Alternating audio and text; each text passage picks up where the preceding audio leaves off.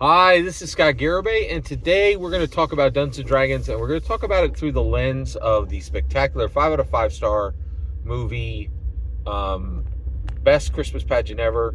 I actually don't think there's any spoilers for Best Christian Pageant Ever, the 2024 film, in this content, so no spoilers for that. But today we're going to talk about the creators of the 2024 Best Christmas Pageant Ever. The Chosen, the creators of The Chosen are the creators of the Best Christmas Pageant Ever. We need to talk about this from the context of Dungeons and Dragons because one of the things I've realized, and I think I'm the only person in the world who is talking about this and who has realized this, and who is very much on this very real posit, and understands the ramifications of what I'm about to say. Dungeons and Dragons has every single problem.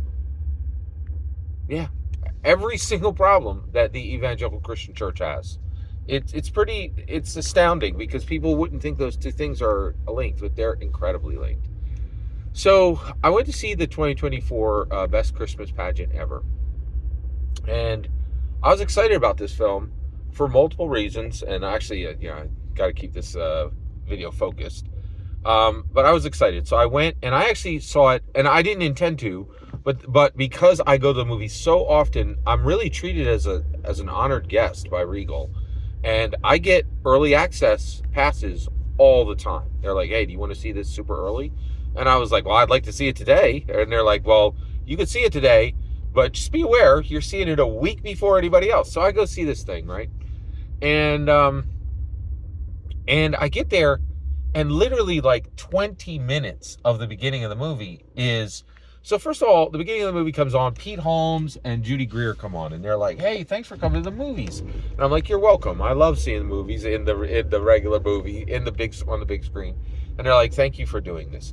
And then this muscular Caucasian, really bog standard fit, muscular, very like bog standard white dude comes on the screen, and he's like, "Hey, everybody, it's me." And I'm like, "I don't know who you are." And he's like, "Thanks for coming, everybody. I'm so glad all of you are here to see me." And I'm like, "I don't know who you are. What are you talking about?"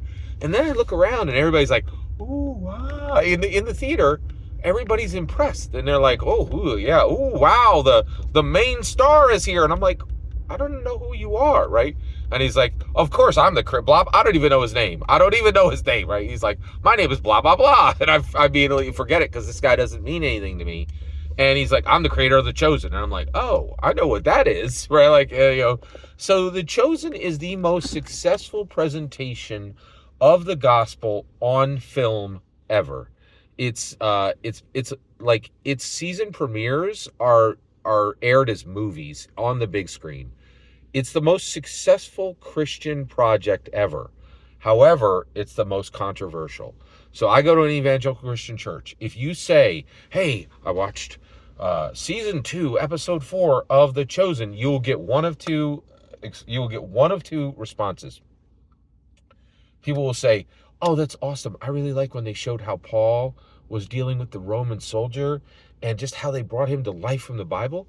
And the other response is, "You dirty heretic, how dare you speak that Mormon heresy in our good Jesus church." You'll get both, right? So people hate it and they love it, right? So the thing that is undeniable is The Chosen is actually successful at doing things that Christians have never been able to do, to dramatically, dynamically, successfully put the Bible onto screen. We've never been able to do this, ever, right? Like, there's been bright, little sparks, from the flint, but generally our stuff sucks, looks like crap, has no good actors in it, and The Chosen breaks from that history, right? But the problem is, within the evangelical Christian community, we either love it or hate it. So where is the analog in Dungeons and Dragons? Well, I can tell you. Who are the Chosen followers? Who are the Chosen creators? Who are the Chosen community? Right? The Chosen as a community. They all showed up for Best Pageant, Best Christmas Pageant Ever. That's why the movie got made by Lionsgate and not some crap fest right-wing nonsense studio. A real movie studio made this thing, right? So, and the reason why is they knew they would have an audience there on day one, because that audience is already proven out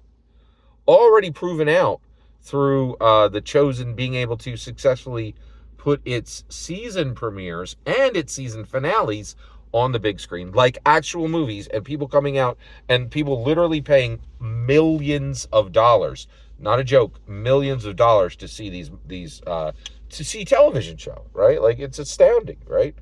So where is the heresy on the part of Dungeons and Dragons? Well, here you go. The staunch Christians who are like, that's heresy, on the D&D side would be people who are like, well, Dungeons and Dragons is a game, and here's the player's handbook, and here's the Eberron source book, and that's Dungeons and Dragons. But increasingly, there's people like me who are like, you're a ridiculous fool. That's not Dungeons and Dragons.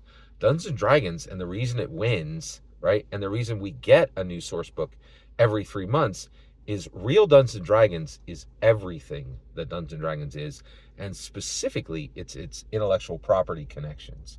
It's Magic the Gathering, it's Lego, it's Funko Pops, it's Fortnite, it's everything it's connected to. That's what makes Dungeons and Dragons special. That's the real lifeblood that pumps through the body of Dungeons and Dragons. And everybody's like, that's heresy. No, don't talk to me about Lego. Dungeons and Dragons is just difficulty checks, right? Like, and it's just as passionate and it's just as important, right? Because if we allow these staunch, horrible, like, stalwarts to get their way, our game will be as completely as forgettable, weak, and have no momentum as any other jank, garage band, copy energy OSR or indie game. But because we understand the value of Legends of Vox Machina, of blockbuster hits, of Michelle Rodriguez and Chris Pine and Sophia Lillis and Justice Smith and Hollywood connections, we're not the same as any other OSR and indie. In fact, we're better than all of them combined. And so that's this huge fight that's going on for the heart of Dungeons and Dragons, in my humble opinion. And without a doubt, Dungeons and Dragons community really is 100% mirroring every problem had by the evangelical Christian community today. They're very intimately tied, in my humble opinion. Every single word you just heard is my humble opinion. The important part is when I get to hear your humble opinion, when you get in the comments and send your traffic. Please consider subscribing and have a fetch millennium.